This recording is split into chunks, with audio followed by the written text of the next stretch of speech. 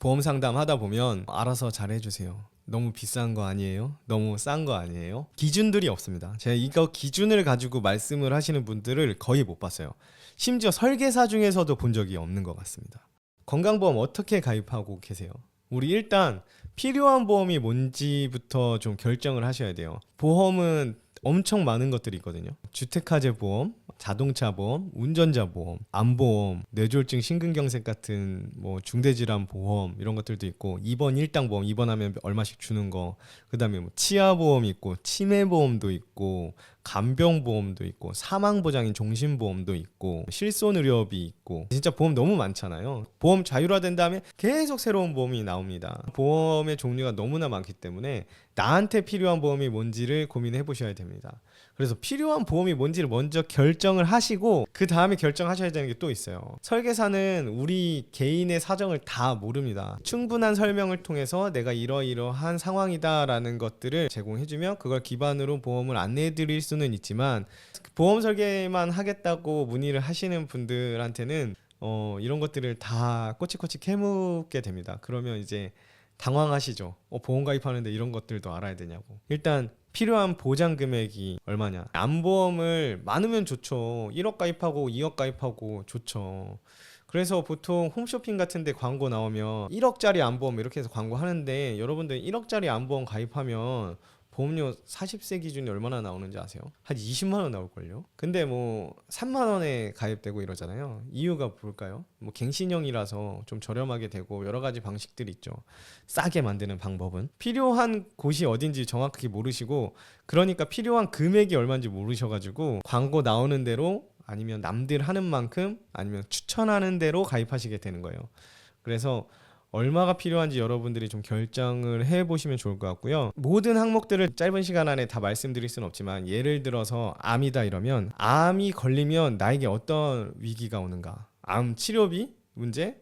암 치료비 사실 그렇게 많이 안 듭니다. 표적 항암 치료나 면역 치료 이런 것들을 하면 큰 돈이 들 수도 있지만, 비급여 치료를 많이 하게 되면 그렇지만, 비급여 치료를 많이 하지 않는다면 기본적으로 나라에서 건강보험 산정 특례 통해 가지고 대부분은 나라에서 부담을 하고, 개인 부담은 한 5% 정도밖에 안 될 겁니다. 그래서 큰 비용이 들지 않고, 그리고 또 의료 실비가 있어서 내 자기 부담, 비급여 진료비까지도 또 보상을 받게 됩니다. 그렇기 때문에 굳이 치료비 때문에 암보험을 가입한다라고 하는 거는 좀 어폐가 있고요. 말이 안 되잖아요. 왜냐면 치료비가 많이 안 들었거든. 실손의료비랑 국민건강보험이 있으면 치료비는 대부분 해결이 되고, 다만 암이라든가 중대질병 같은 경우에는 이 일시적으로 일을 못하게 돼요. 암투병하면 항암 치료하면서 회사 다닐 수는 없잖아요. 복직을 해도 1년이나 2년이나 쉬고, 길게 쉬면 한 5년도 쉬시는데, 그렇게 쉬는 동안 내 소득이 사라지잖아요.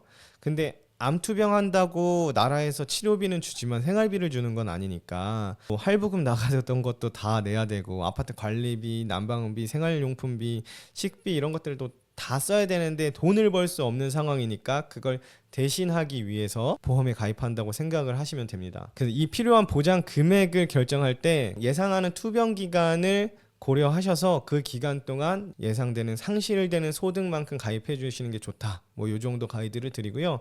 이런 것들이 이제 후유장애 랑 연결이 됩니다. 2년 동안 일을 못한다, 암투병으로. 그럼 2년치 연봉을 가입해야 되는데, 이게 꼭 중대질병으로 2년 이렇게 벌어지는 게 아니라, 만약에 사고로 인해서 장애를 입으면 소득이 또 떨어질 수 있잖아요. 예를 들면 손 한쪽이 불편해지게 되면 400만 원 벌 수 있었던 사람이 200만 원만 벌게 되고 150만 원만 벌게 되고, 일을 더 많이 할 수 없고 소득이 줄어들게 됩니다. 그래서 그 줄어드는 소득만큼을 또 후유장애 보험으로 보상을 받아야 돼요.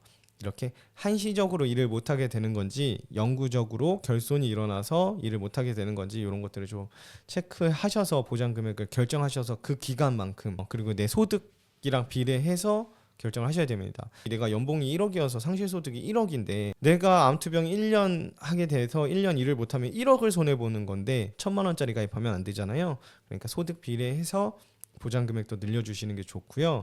그리고 소득이 많이 없으신데 보험을 많이 가입하신다는 건 보험으로 로또 맞겠다는 거랑 비슷한 느낌이기 때문에 그런 것들은 손해볼 각오하시고 가입하시는 겁니다. 자, 그 다음에 필요한 보장 기간도 필요해요. 소득이 사라질 걸 염두해서 가입하시는 거라면 돈을 버는 기간만큼만 보장을 받으면 되잖아요. 예를 들면 사망 보장, 내가 부양가족이 있어서 사망 보장이 필요한데 내가 언제까지 돈을 벌 거예요? 내 소득에 기대서 살고 있는 부양 가족들을 위해서 가입하는 건데 내가 소득이 없는 60세, 70세 이후까지 보장을 받을 필요가 있느냐 이거죠. 왜냐하면 잘 생각해 보세요, 여러분. 여러분들이 연금이 개시된 65세에 여러분들이 죽어서 일을 못하게 됐어. 일을 안 하고 돈만 쓰던 사람이야. 근데 연금이 200만 원씩 준비가 돼 있어. 200만 원씩 준비되어 있는 연금을 이제 내가 죽었으니까 그 200만 원으로 둘이서 먹고 살다가 한 명이 죽어서 혼자 먹고 살면 돼. 이게 내가 죽음으로써 가정 경제에 위협이 되나요? 둘이 쓰던 거 혼자 쓰면 되니까 더 여유로워진단 말이야. 그러니까 이 시기의 사망 보장에 대해서는 좀 다시 생각해 볼 필요가 있어요. 이 시기에 사망 보장이 필요 없다는 건 아닙니다. 그런데 모든 사람이 이 시기에 은퇴 이후에 내가 더 이상 일을 하지 않는 내가 소득이 없는 이 시기의 사망 보장이 모두에게 필요한 건 아니에요. 그러니까 나에게 이 보험을 가입하는 이유가 명확하면 이 이유가 언제까지 지속될 건지도 알 수 있게 됩니다. 그러니까 이 보험을 가입하는 이유를 좀 명확히 하실 필요가 있습니다. 그리고 보험은 언제나 유지하는 게 가장 중요합니다. 그렇기 때문에 지불 가능한 보험료를 좀 정확하게 하실 필요가 있어요. 낼 거 다 내고 보험료 내셔야죠. 예. 보험료 내고 나머지 쓰는 게 아니라, 그쵸? 내가 충분히 오늘을 살아갈 수 있을 만큼, 그리고 내가 어떤 재무 목표들을 달성할 수 있을 만큼 어느 정도 준비가 되어 있고, 최소의 보장은 당연히 해야겠지만 최소의 보장 이후에 추가로 가입하는 것들은 내 지불 능력을 충분히 고려한 이후에 보험료를 결정하시고 그 보험료 안에서 최대의 보장을 찾아내셔야 돼요. 자, 그리고 꼭 총 납입 보험료 확인하셔야 됩니다. 진짜 많이 오해하시는 게 내가 월 10만 원 내니까 10만 원짜리 보험이라고 생각하시는데 보통 그렇게 240개월, 360개월 내시는데 240개월이면 2,400만 원입니다. 차 한 대 뽑으시는 거예요. 차 한 대 사시려면 옵션도 보고 차 가서 살펴보고 시간 많이 쓰셔가지고 꼼꼼히 검토하시잖아요. 보험도 그렇게 검토하셔서 구매하셔야 돼요. 그럼 경각심 들 거예요. 그러면 좀 더 꼼꼼하게 보게 될 겁니다. 이 보험을 납입함으로써 우리가 어떤 재무 목표와 맞바꿀 수 있는지도 좀 고민을 해보셔야 되고요. 이거는 뭐 재무 설계적 입장은 아닙니다. 이런 것들은 좀 추가로 가입해 보실 만하지 않을까. 가족력, 개인 건강 상태들 고려해서 내가 건강이 많이 안 좋아. 근데 이제 병원력은 없어. 아직 병원은 다니지 않았지만 내가 장수하지 못할 것 같아. 우리 집이 장수하는 집안이 아니야. 그러면은 뭐 종신보험 하나 가입해 놓고 자녀한테 유산으로 남겨주신다고 생각해도 되죠.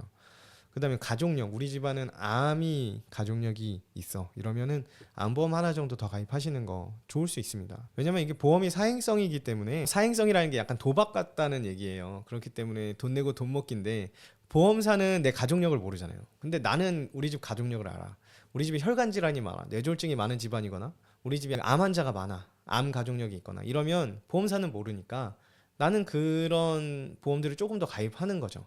조금 더 가입해서 보험사랑 이 게임에서 이길 수 있다라는 거죠. 자, 이길 수 있는 게임 같은 경우에는 조금 더 해보시는 게 어떨까라고 생각을 하고요. 이거는 뭐 재무 설계적 입장은 아닙니다. 근데 여러분들이 이길지 질지도 모르는 주식 시장에다가 돈 엄청 쓰고 계시잖아요. 그거나 이거나 기초적인 보장은 다 끝내시고 이 게임을 한번 해보시는 게 어떨까 싶습니다.